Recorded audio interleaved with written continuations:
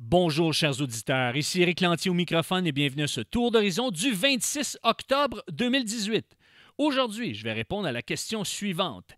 Est-il pertinent de plaider en faveur du crucifix à l'Assemblée nationale? Certains vont répondre non. Pourquoi?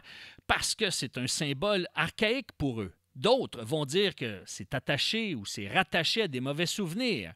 Et j'ai même entendu des gens dire que c'est un objet qui est relié à l'idolâtrie. Ce qu'il faut comprendre, mesdames et messieurs, c'est que pour les protestants évangéliques, pour la majorité d'entre eux, eh bien, ils n'auront pas dans leur maison un crucifix. On ne retrouve pas dans la majorité des églises protestantes évangéliques, pour ne pas dire dans la totalité, on ne retrouve pas de crucifix dans leur bâtiment. Pourquoi? Parce que on dit que Jésus-Christ n'est plus sur la croix, il est ressuscité. Dans certains bâtiments évangéliques, on va voir une croix sans une statue de Jésus ou une reproduction de Jésus dessus la croix. Donc, on va comprendre et on va mettre en valeur le fait que Jésus-Christ est mort à la croix, c'est pour ça qu'on va avoir une croix dans le bâtiment, que c'est un symbole de notre réconciliation, c'est un symbole de notre rédemption, mais puisque Jésus est ressuscité, on ne le retrouve plus sur cette croix. Maintenant, lorsque des gens vont dire que c'est un symbole archaïque, c'est souvent exprimé par ceux qui exercent ou profèrent un certain mépris envers la religion catholique et même dans certains cas, envers l'ensemble des communautés de foi théistes. Mais pour moi et pour plusieurs Québécois, c'est tout simplement un symbole qui est relié à notre histoire. Maintenant, oui, il est relié à notre histoire, mais d'autres personnes vont dire qu'il est associé à de mauvais souvenirs. C'est vrai, parce que dans le passé, l'Église catholique a fait des erreurs, mais on oublie les bons coups. On oublie l'héritage que nous a légué ou nous a laissé l'Église catholique. L'Église catholique a été là pour aider les démunis, puis elle l'est encore. Elle a mis sur pied des crèches pour accueillir les enfants abandonnés. Et l'Église catholique a mis sur pied des hôpitaux, des écoles. Pourquoi? Parce qu'elle croyait à l'instruction, à la culture. L'Église catholique a défendu la langue française. Elle a été, au cours des décennies et même des siècles, associée à des valeurs de partage, d'altruisme, de don de soi.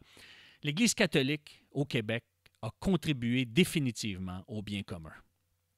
Maintenant, est-ce que c'est vrai de dire que le crucifix est un objet d'idolâtrie? Pour beaucoup d'entre nous, pour la plupart des auditeurs, il n'y a rien de magique dans le crucifix, et ce n'est pas parce qu'il est sur le mur de l'Assemblée nationale que Dieu va bénir nécessairement le Québec ou va bénir les députés. Ce qu'on croit, c'est que sa présence, elle est pertinente parce qu'elle est attachée à notre histoire, à notre patrimoine. Parce que sinon, si on doit enlever le crucifix de l'Assemblée nationale, eh bien, il faudrait éliminer les fêtes de Noël, de Pâques et de l'Action de grâce et enlever les congés qui s'y rattachent. Parce que si on est cohérent, si on veut que l'État soit neutre et qu'on vive et que tout le monde puisse vivre dans une société laïque, eh bien à ce moment-là, il faudrait tout enlever, ce qui est relié à notre patrimoine et notre histoire, spécialement lorsque ça touche la religion.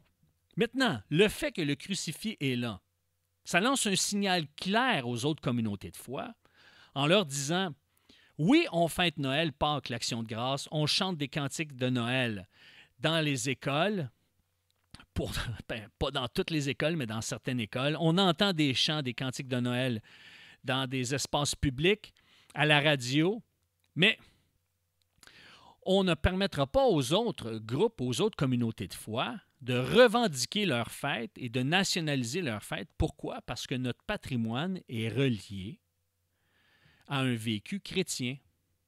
Et c'est pour ça que c'est pertinent d'avoir le crucifix à l'Assemblée nationale.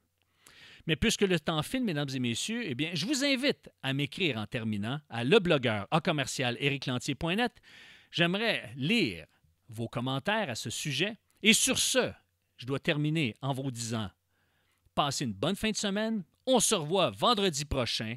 Au revoir. Merci.